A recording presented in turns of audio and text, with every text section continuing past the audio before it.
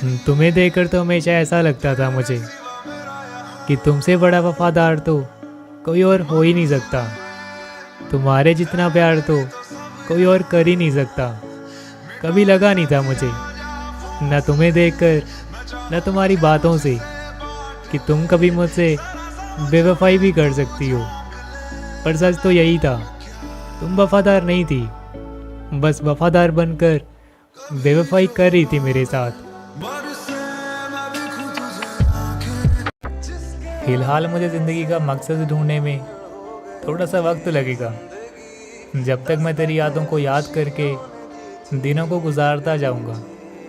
I know की आदत बहुत गंदी है, लेकिन क्या करूं, तूने साथ चलने के वादे किए थे, फिर इरादे बदल लिए। आज मैं दुखी हूं और तू खुश है, लेकिन एक दिन मैं लौटूंगा ज़रूर, और एक दिन मैं वो दिन ले आऊँगा जब तू रोएगी मुझे याद करके, और मुझे तेरी खबर तक नहीं होगी कि तू जिंदा या मर गई। वैसे तो याद करने के लायक नहीं हो तुम, पर किसी वक्त में तुम मेरी मोहब्बत थी, मेरा हक था तुम पर। हाँ, ये भी सच है कि तुमने जितना बुरा किया था मेरे साथ, माफ़ी के लायक तो नहीं है, लेकिन कुछ यादें हैं, कुछ बातें हैं जिन्हें याद करना मेरे दिल को सुकून पहुंचाता है। क्योंकि बेवफाई तो तुमने बाद में की थी, पहले तो मोहब्बत की थी तुमने मुझसे। बस यही सोचकर कुछ बातों को याद कर लेता हूँ मैं। तुम्हें रोका भी था मैंने, तुमसे ये भी कहा था कि मत जाओ मुझे छोड़कर, मैं नहीं रह सकूँगा तुम्हारे बगैर।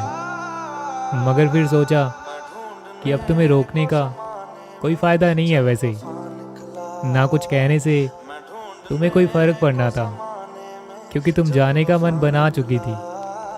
अगर तुम रुक भी जाती तो ज़्यादा देर तक नहीं रुकती तुम, एक न एक दिन तुम चली ही जाती, और तब जाकर तकलीफ़ ज़्यादा होती मुझे।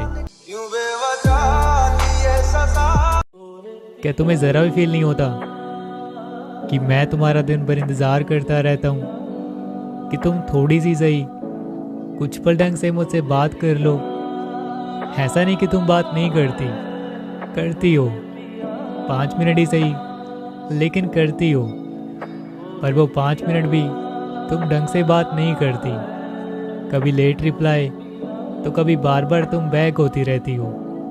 बस फिर गुड नाइट बोलकर तुम चली जाती हो यार। मैं उसे गलत नहीं कहता, क्योंकि वो सही थी अपनी जगह। गलती सिर्फ मेरी थी, मैं ही उसे समझ नहीं सका। वो तो वही कर रही थी जो उसका दिल करता था, और मैं वही कर रहा था जो मेरा दिल करता था।